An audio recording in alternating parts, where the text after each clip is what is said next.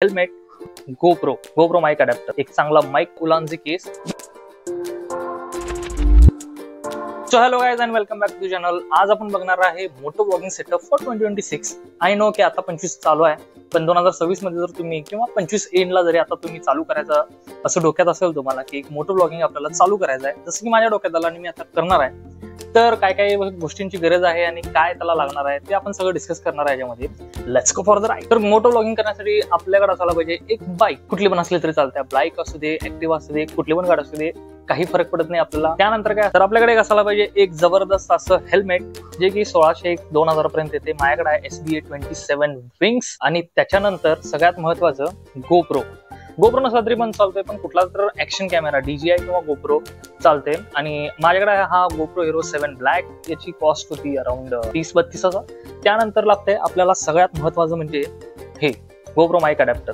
कारण जर तुमच्याकडे गोप्रो आणि गोप्रो माइक अडॅप्टर जर नसेल तर आपण माइक लावू शकत नाही. आता माइकची गोष्ट आली जाईल तर आपल्याला पाहिजे एक चांगला माइक. याची किंमत आहे अराउंड 380 रुपये.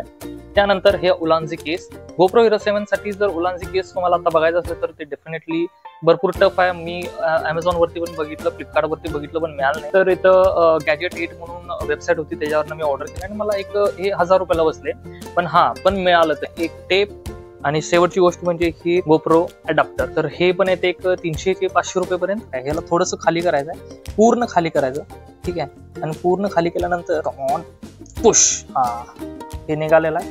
तर मग गोप्रो घेतला आपण, ओपन केलेला, ह्या उलांजी केस मध्ये हा असा टाकायचा, ठीक आहे. उलांजी केस मध्ये टाकला, ठीक आहे. इथं आहे त्याच्यामुळे ही या साईडला लागली, तर इथनं आपल्याला इन्सर्ट करावं लागतं,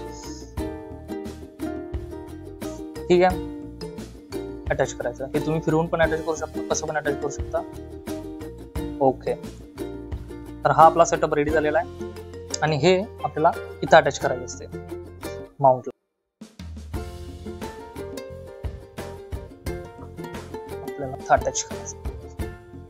तर हा माईक जो आहे तो हा माईक आपल्याला हेल्मेट मध्ये फिट करायचा आहे. आणि ह्या माईक मध्ये खास असं म्हणजे ही जी क्लिप आहे, आपल्याला नॉर्मल माईक मध्ये 1, 2, 3 काड्या मिळतात, त्याला TRRS म्हणायचं. तर हे आपल्याला गोप्रोच्या माईक अडॅप्टर मध्ये फिट होत नाही, तर त्यासाठी कन्व्हर्टर म्हणून दिलेला असतो हा TRS कन्व्हर्टर 1 आणि 2. सो आपला सेटअप रेडी झाला आणि आता उद्यापासून आपण मोटो ब्लॉगिंग चालू करूया. तुम्हाला दाखवतो की मुंबई कशी आहे, मुंबईमध्ये काय काय प्रॉब्लेम आहे, राईड करताना काय काय प्रॉब्लेम होते, म्हणजे डेली रुटीन मध्ये आपल्या इचलकरंजीपेक्षा कसं मुंबई ड्राईव्ह करण्यासाठी चांगलं नाही आहे. कारण काय आहे ते सगळं उद्या बघायला मिळेल. तर इथं थांबूया आताच्या व्हिडिओला. जर व्हिडिओ आवडला असेल तर लाईक, शेअर इट, कमेंट आणि सबस्क्राईब करायला अजिबात विसरू नका.